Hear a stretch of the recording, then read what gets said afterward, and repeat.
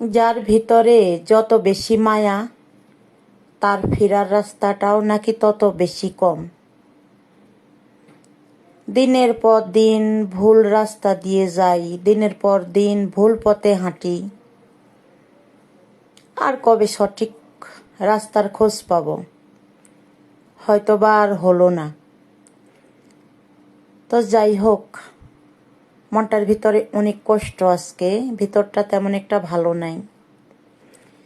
পৃথিবীর বুকে মানুষ সব কিছু সহ্য করতে পারে, কিন্তু পারে না কি সহ্য করতে জানেন? অবহেলা, অনাদর।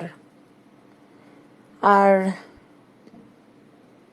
দিন শেষে আপনি যত কিছুই করেন মানুষের জন্য, দিন শেষে দুর্নাম, বদনাম। যাই হোক, আমার মনের ভিতরে অনেকটা মায়া, এজন্য আমি হয়তোবা জীবনে কোনো কিছুতে আগাইতে পারি নাই, সফল হতে পারি নাই। আর কবে সফল হব? সুখের বাজারে গিয়েছিলাম সুখ কেনার জন্য।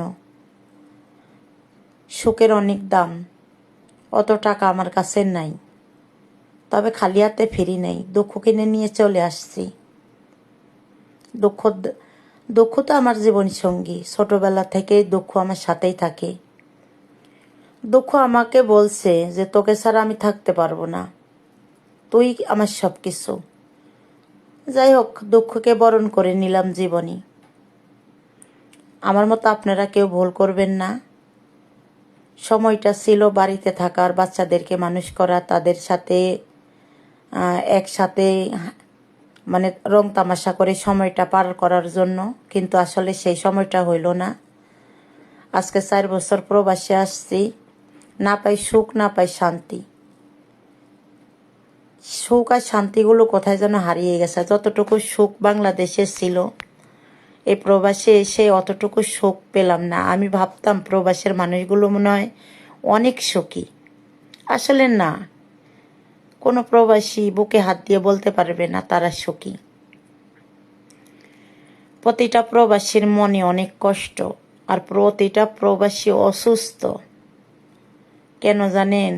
ওই যে কিছু কিছু ভিডিওতে মানুষ বলে দেখি, টাকা দিয়া জেলখানায় আসছ, আবার সুখ খোঁজো, টাকা দিয়া জেলখানায় আসছ, আবার ঘুম খোঁজো, টাকা দিয়ে জেলখানায় আসছ, শান্তি খোঁজো। ভালোই লাগে কথাগুলো, আসলে বাস্তব। এ কথাগুলো আসলে বাস্তব।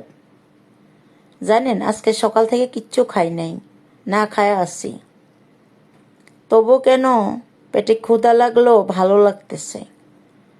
কিন্তু ভালো লাগে না তো তখন যাদেরকে এত ভালোবাসি, যার জন্য এত মায়া, যার জন্য বুকের ভিতরে আত্মখাত হয়ে যায়, তার ভিতরে আমার জন্য শস্য পরিমাণও মায়া নাই।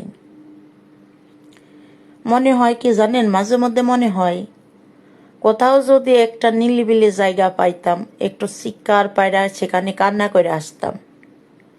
আসলে আমার কান্না করার জায়গাটাও নাই। যাই হোক, বাংলাদেশে যখন যাব তখন কোনো গাছতলা গিয়ে একা একা নিলিবিলি অনেকটুকু কান্না করে, 4 বছরের কান্না কাঁদছি, 4 বছরে অনেক কাঁদছি, নীরবে কাঁদছি। কিন্তু নীরবের কান্নার ভিতরে আর চিল্লায় চিল্লায় কান্দার ভিতরে আলাদা পার্থক্য আছে। দুইটা 2 রকমের যন্ত্রণা দেয়। এক নীরবের কান্না হচ্ছে মানুষকে কষ্ট দেয় বেশি,